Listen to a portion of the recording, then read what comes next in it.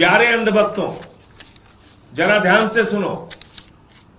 तुमको तुम्हारा अगुआ मोदी दिन रात मूर्ख बनाता रहता है। बांग्लादेशियों से लड़ो, बांग्लादेशी घुसपैठियों का सवाल उठाओ, गृह मंत्री भी चिल्लाते रहते हैं दिन रात। और अभी क्या हुआ?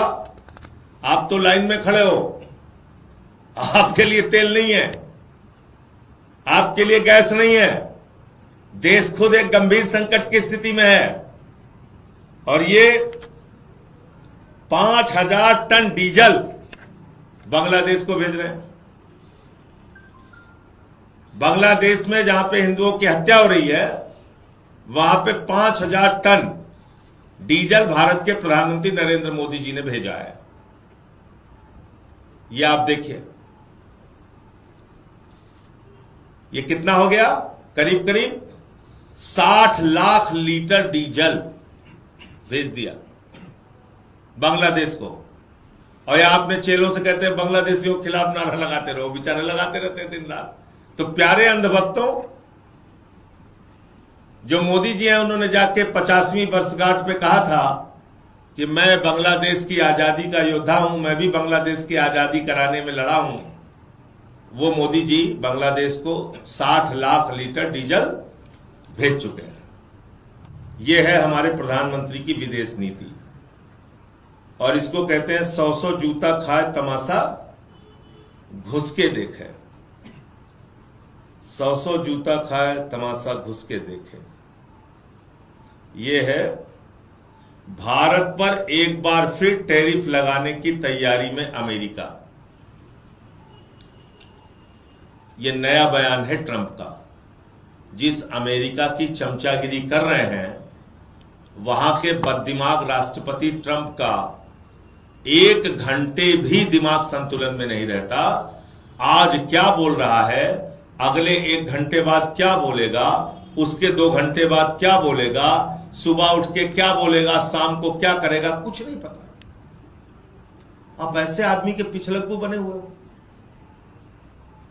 और वो साफ तौर पे कह रहा है भाई हम टैरिफ फिर से बढ़ा देंगे, हम आपकी जांच कर रहे हैं, तुम्हारे ऊपर निगाह रखे हुए हैं। कहां से तुम पेट्रोल डीजल खरीद रहे हो, कहां से तुम कच्चा तेल खरीद रहे हो, कहां से तुम गैस खरीद रहे हो? रूस से परमिशन दी थी ना तुम्हें? इधर उधर कुछ गड़बड़ी कर दी क्या तुमने?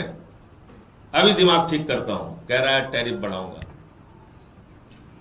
और एक बात मैं कहना चाहता हूं ईमानदारी से, मेरे 1000 मतभेद हो सकते हैं नरेंद्र मोदी से, लेकिन मैं भी यह समझता था कि राष्ट्र के ऊपर जब संकट आएगा तो भारत का प्रधानमंत्री किसी से समझौता नहीं करेगा,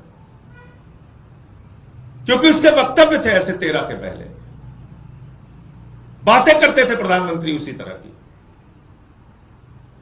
मेरे 1000 मतभेद नरेंद्र मोदी से हो सकते हैं, लेकिन मुझे यह था कि जब भारत माता के ऊपर संकट आएगा तो कभी नरेंद्र मोदी समझौता नहीं करेंगे। लेकिन 2 घटनाओं से बहुत अफसोस हुआ, दिल को तकलीफ हुई। नंबर 1, जब बार बार ट्रंप कहता है हमने ट्रेड डील का दबाव बनाकर सीज फायर कराया पाकिस्तान के साथ, ये पूरे भारत का अपमान है।